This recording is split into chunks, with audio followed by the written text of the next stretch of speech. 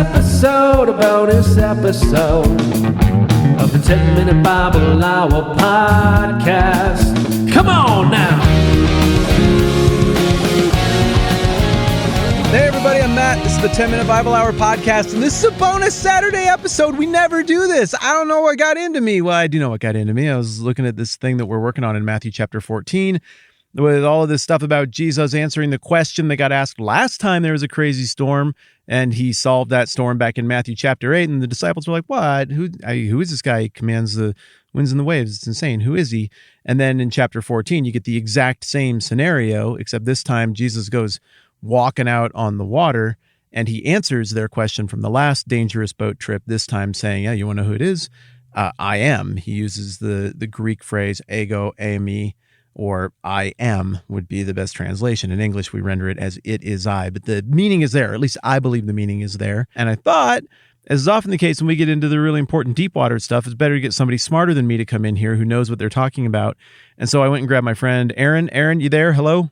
I'm here. Sweet. I've given you Aaron's credentials before. We're friends from forever. He's a pastor. He reads a lot of books. He's smart about things. And he just did a big, gigantic series on the book of John. And so he is one of my buddies who's a resource on some of the other gospels. And so, my friend, here is my very simple question for you. In yesterday's episode, I was talking about how Matthew is structured around 5 big speeches. Sermon on the Mount. Well, you know this stuff. Sermon on the Mount, the missional discourse of chapter 10, the kingdom parables discourse, and then you get 2 more that we haven't got to yet. John, on the other hand, is often said to be structured around these 7 I am statements, like really overt, smoking gun declarations that he is God in the flesh, whereas Matthew seems to be a little bit more subtle about it. So I referenced that kind of in passing yesterday, and I thought today it would be fun to get you on here and to have you walk us through what those 7 statements are, and to get your take on how compelling that old read on John is. Is Jesus actually claiming to be I am, or is that something that maybe people are inflicting into the text a little bit? So with that, I will bounce it your way. In this case, I do think it's legit. Okay. I do think Jesus is using these statements as a kind of figure to awaken people. Now, he has 7 I am statements. You want me to go through them here, or you want to? Yeah, I brought a Bible here, and so I can look up the verses with you like we're in Sunday school. Please go. Okay, so the first one is John 6:35, and then it's repeated again in 48 and 51. I'm the bread of life. Now, if you look at that context, he's actually giving out free bread. He's one of his miracles. He's feeding the 5,000, and in that whole section, he's actually, the miracle is paralleling what Moses did in the wilderness. And he's trying to say, listen, that whole parable about Moses in the wilderness, that was really about me. It was supposed to point to me. The second one is I'm the light of the world. Hold on 1 second. This is interesting. And then I know we want to go fast here, but this first use of I am is happening in the context in John of the feeding of the 5,000. And this passage in Matthew 14 immediately flows out of the feeding of the 5,000 as well. So I wonder what the vestigial link there is between John and Matthew and how they ordered all of this stuff up, because, I mean, this smoking gun I am statement is attached to this big miracle in both places. Just thought it was interesting. Continue. The number 2 is I'm the light of the world. That's in chapter 8, repeated in chapter 9. The third is I am the door, or I am the gate, and the sheep enter through me. That's chapter 10. Right there in chapter 10 also is I am the good shepherd, contrasting with the evil shepherds of the Jerusalem establishment. And then in chapter 11, tied with the raising of Lazarus, is I am the resurrection and the life. Yeah. And then in John chapter 14, which we call the upper room discourse, is I am the way, the truth, and the life. And then in John 15, I am the true vine, and my Father is the vine dresser. So, and that whole section on abide in me, or remain in me. So those are the 7 statements. How can we know that Jesus is using those specifically to intone something deeper? Yep. He also uses a very direct statement on a couple of occasions, and these are listed. There's about 5 of them. And sometimes he's saying basically, I'm the one, or I'm he. It's me. But there's one specifically in John 8:58 where Jesus is having this big debate with the scribes and Pharisees, the Jewish leadership. Okay. And he says, before Abraham was, I am. And that made him real grouchy. And that's the key, is they understood exactly what he meant. And it says they picked up stones to stone him. And so if Jesus wasn't saying something more, if he was just trying to say, oh, no, I've been here, I've been around. No, you misunderstood me. He doesn't correct them. He just lets it sit there. And he moves from past tense to, before Abraham was, I am. That plural tense, that ego eimi, which is a quote from the Exodus line, I think, right? That's how I take it.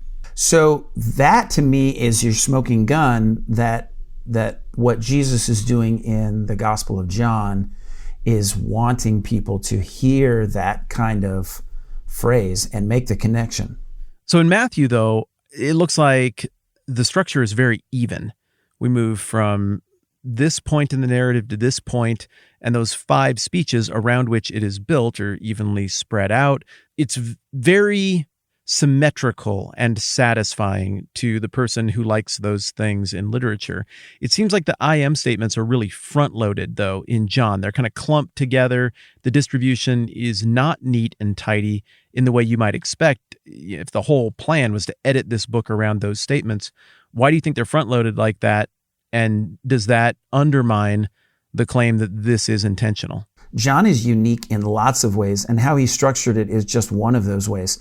He does front load a lot of things. All the miracles are in the front half. And so sometimes, like scholars on John's gospel will talk about the book of signs and the book of glory.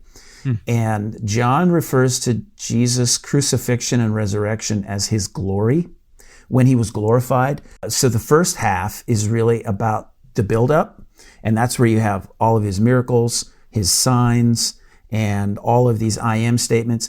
And then you have the second half, which is his suffering, and that what John calls his glory, which kind of flips suffering on its head. It reveals him to be the Lamb of God who takes away the sin of the world, as he says in chapter 1.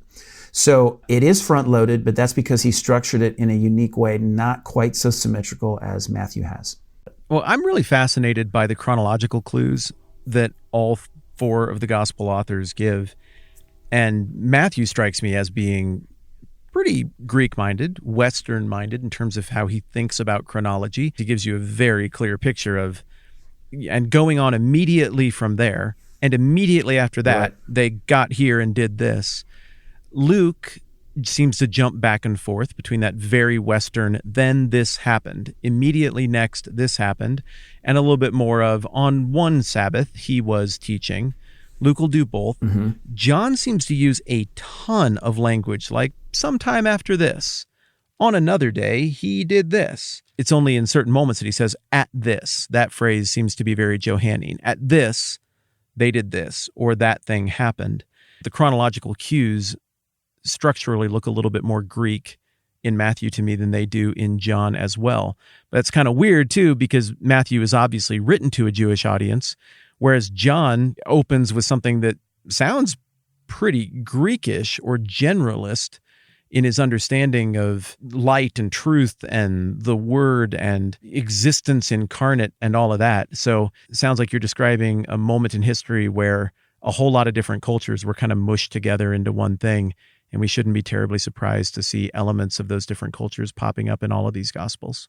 Yeah, absolutely. And I think chapter 1 of John's Gospel it's a fascinating study because there's some really Greek themes there, but it's also just loaded with references to the first chapter of the Hebrew Bible in Genesis. Yeah. It doesn't have to be one or the other. So, okay, long story short, you are convinced that the I am statements of John are not just haphazard in that, I mean, the 2 words I and am next to each other are pretty normal in language. They are often recurring, but citing that example of I tell you before Abraham was, I am, citing that and looking at the larger context, you're convinced then that this is a structural reality and that Jesus was claiming this in a way that would have popped for the original audience and they would have known dang well what he meant. Yes. Okay. And the evidence is that's exactly how they took it. Okay. And some people were amazed by it, and some people were really offended by it. Okay. Last question.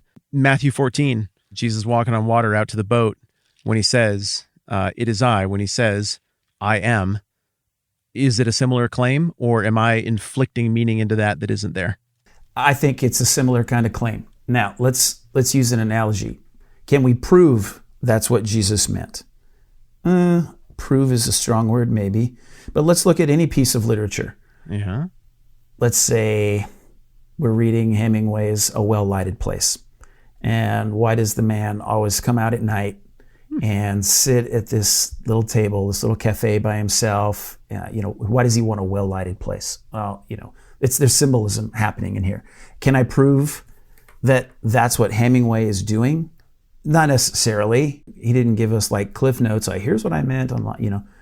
But sometimes we get those clues in Scripture, and sometimes they're just left there to see if they will spark our faith or not. So we know that that's how literature works. We know the biblical writers were intending to tell us those things. And so could we prove that that's what Jesus is saying? Maybe I can't quite prove it, but I would go to bat that that's what he's doing. I would bet on it. Yeah, and less than 2 chapters later, he's going to ask the question, who do you say I am? And that might just be because Right. I am are the words you would use there.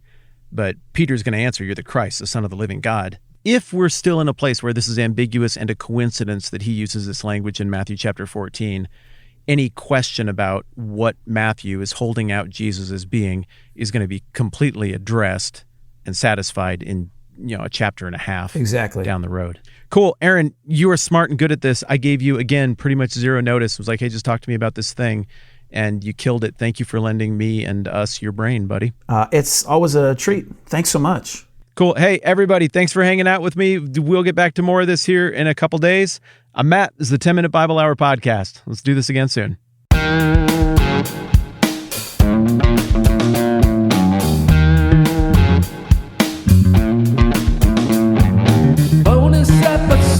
Bonus episode of the 10-Minute Bible Hour podcast.